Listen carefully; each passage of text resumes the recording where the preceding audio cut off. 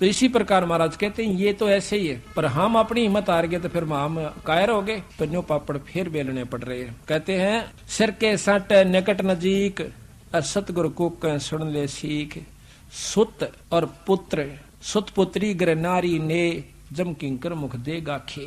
जिन इन बालका मार पुत्री पुत्री पत्नियां में इन राज्य बैठा तरह जम किंकर काल के दूत मुंह में राख सूडेंगे। नौका बन गया गरबारी। लेकिन संत गरबारी से नफरत नहीं है उनकी नफरत यह है कि तुम भगवान याद नहीं रखता, संत की कृपा के अनुसार नहीं चलता, रजा के अनुसार नहीं चलता, तुम दुखी हो जाएगा।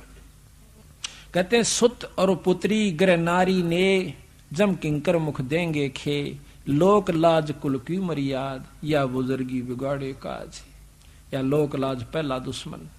फिर कहते हैं अदर आधार पर खेल हमारा, कायर ग्रह अंत अपारा, और मकर तार में ही मैदान पहुंचेंगे सूरे संत सुजान। इस पर तो सूरमा सूरे यानी जो सूरमा होते हैं बहादुर होते हैं वो संत टकेंगे और वही पहुंचेंगे। बैते को बैजान ना दे, महाराज कहते हैं बैते को बैजान ना दे और सतगुरु पूरे खेट है।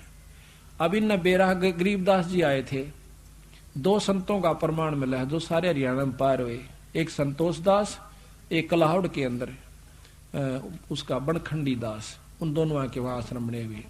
वो भी इतने पार हुए से वो फिर जन्म लेना से उन्होंने, यानी हम डटते नहीं संत की मर्यादा पे और फिर दोबारा उनको पार करेंगे। तो अब बताओ इब हम भी फेल हो ऐसा, हम तो कुछ भी जीव नहीं, उनकी आंख सामने बंद भगवान खुद आए, उन पर विश्वास नहीं किया हमने, इसी प्रकार नहीं मानते क्योंकि हम फिर उन संतों के चक्कर में पड़े हैं जिनको बड़ी बड़ी जोटार लटार धारावाहिक वो चालान से तन्यों को नारा संत तो वो सब, ये तो एक साधारण जाट से, ये तो जमींदार मेरे हार, ये तो फलानी का दो छोरा से, ये तो दोता है ना हमारे गांव का। गरीबदास ने न्यों कहा करते राज वहां मंदिर बना कर माथा टेका सामने, नाक रगड़े से उसके आगे जा गए। और ये फेल होता भगवान आता है तो क्या सींग लगा का आवेगा या कोई और काम करके आवेगा, वो कारण होता है। पर उस समय हम फेल हो जाते हैं, फिर उड़ा मंदिर बनाते हैं, मूर्ति लावा सा, फिर पूजन लाग जावा, समय जब मानते नहीं उसकी एक भी। अरे एक मान लेते तो एक का पार कर दे, इतना बड़ा ग्रंथ लेके बंदी छोड़, क्या उन्होंने बताया नहीं होगा, क्या उन्होंने समझाया नहीं होगा, दुनिया को बहुत कहा होगा। पर हमारा जो उल्टी बुद्धि फेर रखी काल ने, या सुलटी होना मुश्किल से, भक्ति मुश्किल नहीं है। मकर तार में ही मैदान सूरे संत पहुंचे सुजान, बैते को बैजान न दे सतगुरु पूरे खेवट हैं, शब्द अतीत हमारी जात गरीब दास गुदा ना गात, शब्द अतीत हमारी जात गरीब दास गुदा ना गात। सत साहिब बोल बंदी छोड़ कबीर साहिब की, बंदी छोड़ गरीबदास जी महाराज की, स्वामी राम देवानंद गुरु महाराज की जय, सर्व संतों की सर्व भक्तों की जय, श्री छुड़ानी धाम की सत साहिब। ग्रीब नमो नमो सतपुरुष को नमस्कार गुरु के नहीं, सुर नर मुनि जन साधवा संतों सर्वस दीन, सतगुरु साहिब संत सब डंडो तुम प्रणामे, आगे पीछे मध्य हुए तिनको जा कुर्बान, निराकार निर्विषम काल जाल भय भंजनम, निर्लेपम निज निर्गुण अनुपबे सुनदुनम, सोहम सुरति समापतम सकल समाना नीरतल, उजल हिरंबर हरदम ऐथा है वार बार नहीं मद तम गरीब, जो सुमर सिद्ध होई गणनायक गलतान, अनुग्रह सोई पारस पद परवाना, आज गणेश मनाऊं देवा चरण कमल लो लाऊं, आद अंत करूं सेवा, परम शक्ति संगीतम, रिद्धि सिद्धि गत गुण यतीतम, सतपुरुष निर्मोही, जगदम्बा जगदीशम, मंगल रूप मुरारी,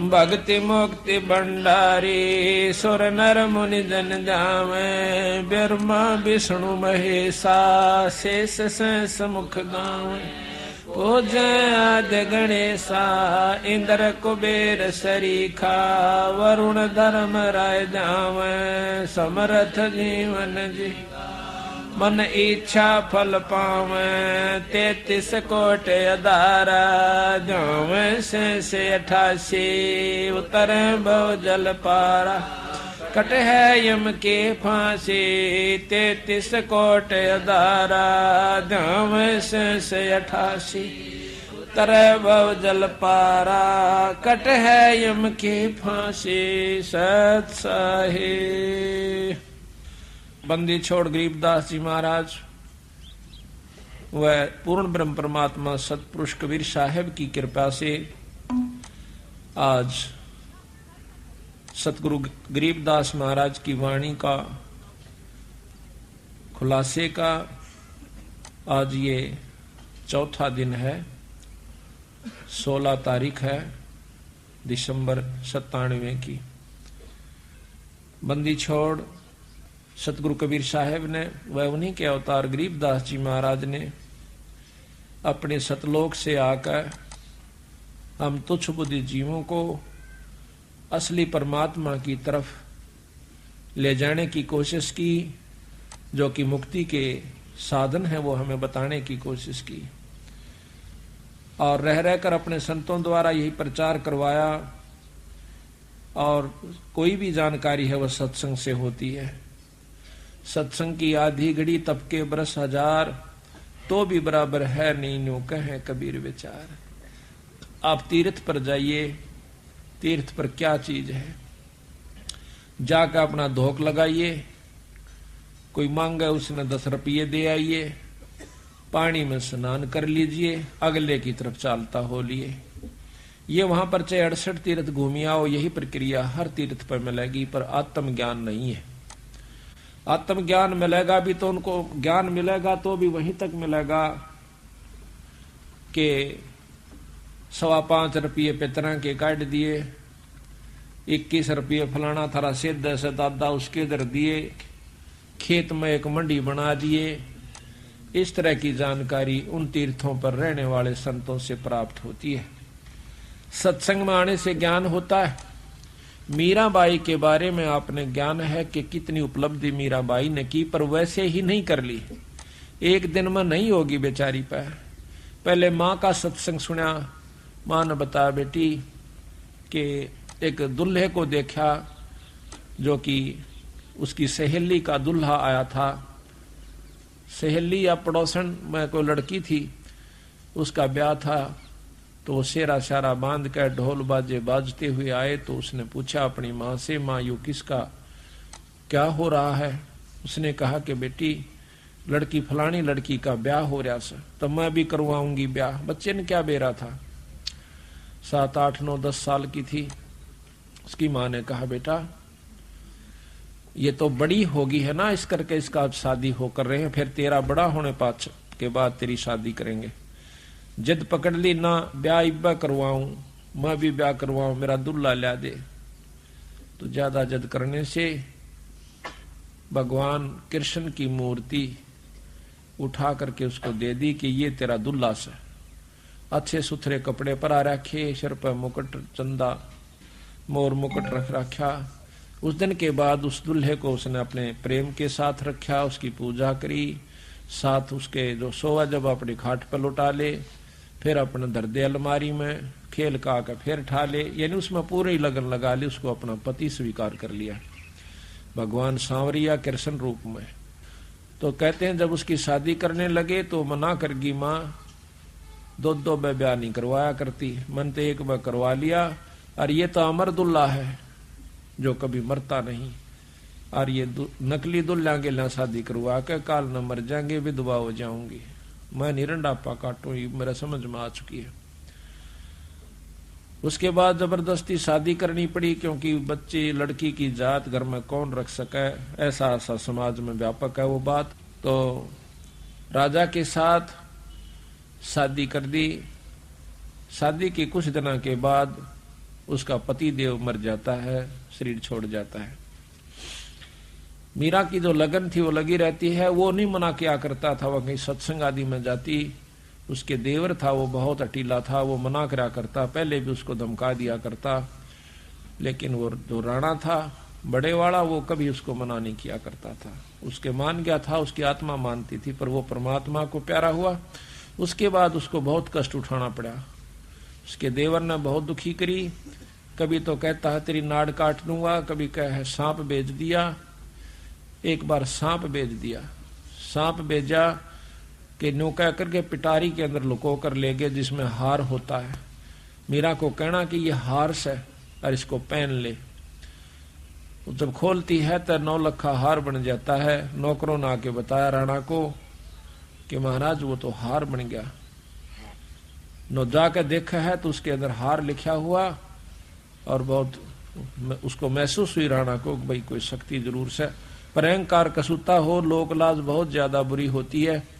उसके मन में न्यू था कि हमारी बहू ठाकरों की, और कितना हो जावा दुनिया तान्य मारा से, या हमने सहन नहीं होती। मीराबाई ने बोली चाहे मेरा सिर कट जा, पर मैं सत्संग में जानता नहीं मना रह सकती।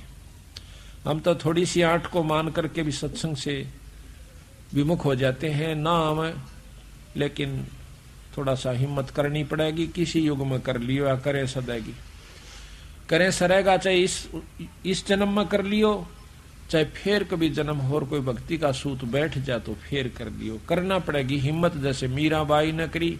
मारा तो यह समझ में आई, जब मीराबाई एक लड़की हो गए और संग्रह समाज से कर सकती है, तो क्या हम नहीं कर सकते? और क्या आज की लड़कियां नहीं कर सकती? वो लड़की कोई 4 हाथ थे उसके, पर बात समझ में आए की है, समझ में आ जाओ सारा कुछ कर सकता। पर कबीर साहब का मार्ग और आसान है, वो तो घर में रह के समझ में आ सकती है, बाहर छोड़कर जान की भी आवश्यकता नहीं है, पर इतनी लगन लगानी पड़ेगी। कहते हैं कृष्ण भगवान जब वो नाचा करती उसके विरह प्रेम में, तो खुद प्रकट हो जाया करते थे, वहां पर उसके साथ नाचा करते थे। फिर उसको मारने के लिए, खुद मारने की खातिर जहर भेज दिया काले सांप का। कहते हैं उसी समय पता लग गया मीरा को, और तलवार लेकर खड़ा हो गया राणा के, इसको पी लिए नहीं तो तेरी नाड़ काट दूंगा। मीराबाई ने सोची मरना तो सही, पर परमात्मा के नाम पर क्यों ना मरूं।